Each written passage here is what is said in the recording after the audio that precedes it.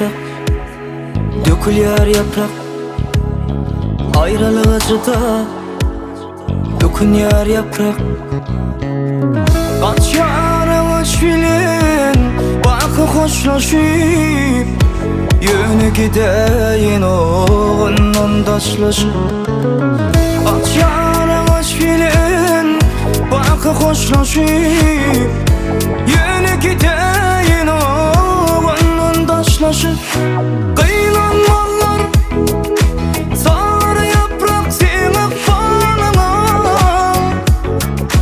Çıdam olup düşün ağır kanıma. Kıyılanmalar sarı yaprak simik bağlama. Çıdam olup düşün ağır kanıma. Himayet edirdim gelsin yanıma.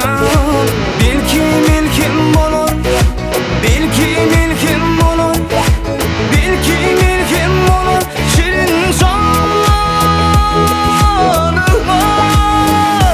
canıma.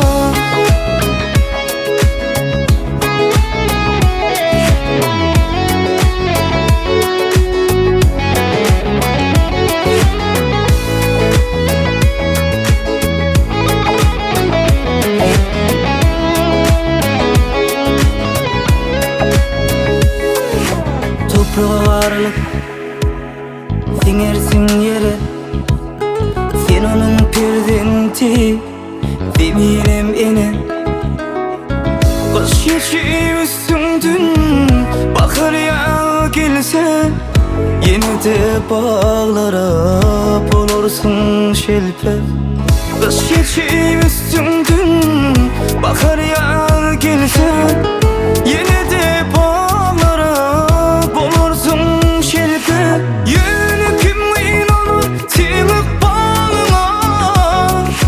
Yardımcı da düşün